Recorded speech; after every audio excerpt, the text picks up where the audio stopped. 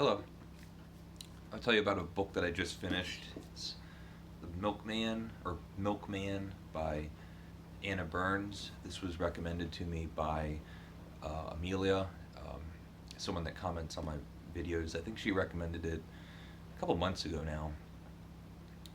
And I'll say that this is my favorite kind of reading experience.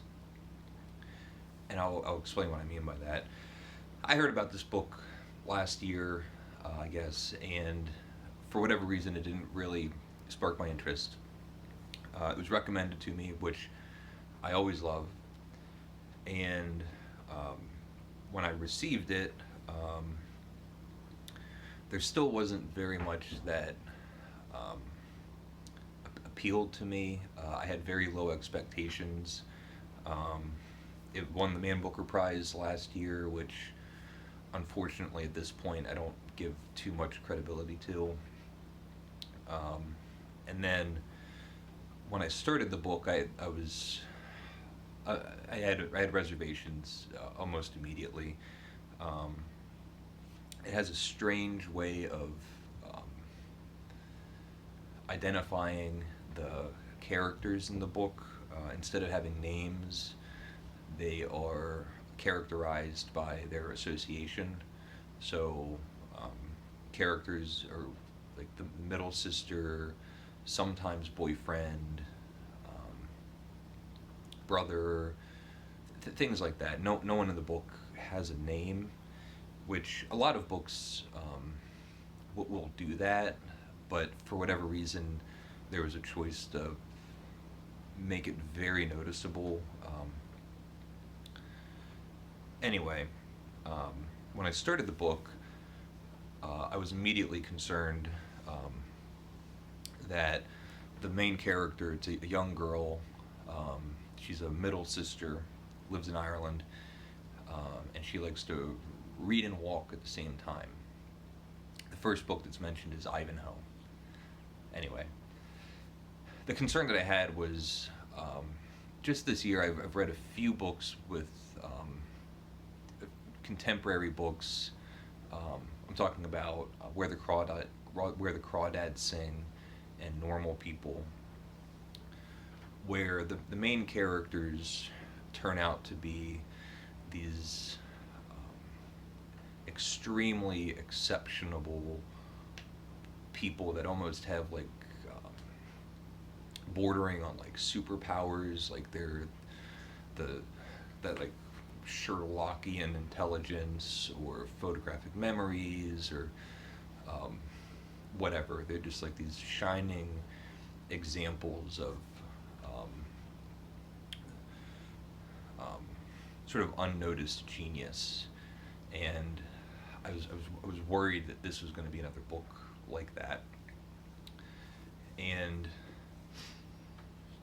the reason I said that this is my kind of favorite reading experience is because it completely bowled me over. Every reservation that I had was very quickly forgotten about. The main character, I hesitate to say that she's flawed. She's a teenage girl, and I don't really think there's anything flawed with not being perfect. She's a real person, and a lot of the book is kind of showing the difference between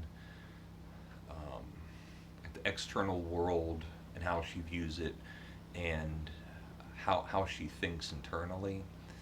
So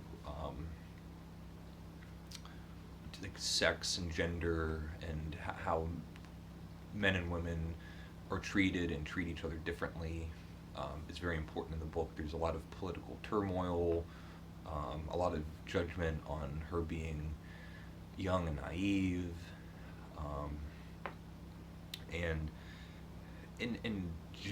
like historically, it is mentioned in the book that men and women are quite different and have different roles in the community.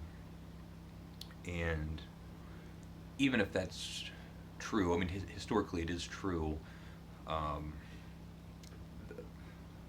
the men's role, the man's role, always seems to be the more important role.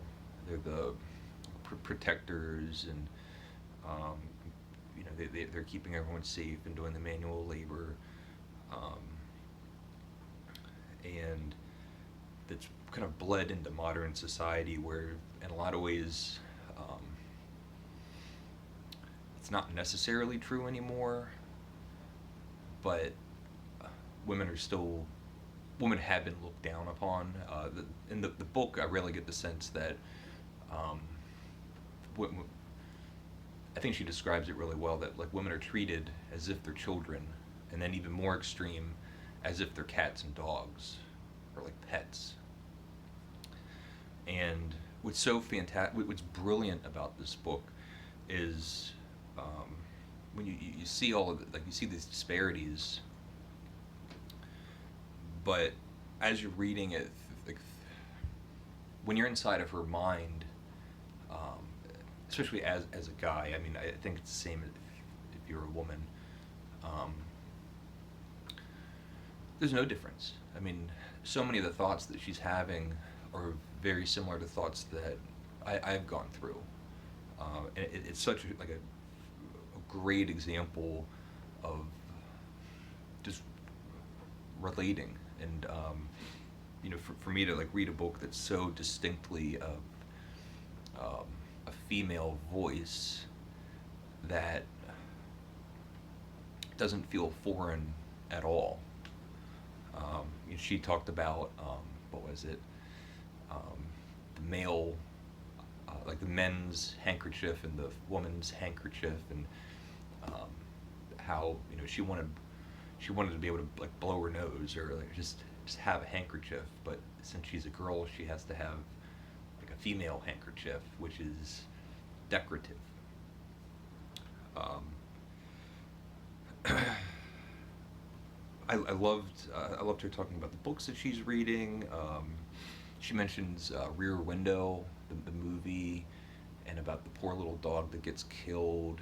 Then there's kind of a long sequence, too long for me, of cats being killed and dogs being killed, and being decapitated or nearly decapitated, which is very, very upsetting to me. I can read a lot of savagery and brutalism, but I don't like reading that about cats and dogs. I don't like that. And the last thing I want to say, and there's sort of like two stalkerish characters that kind of form the plot of the book, but something that I thought was interesting is I really feel like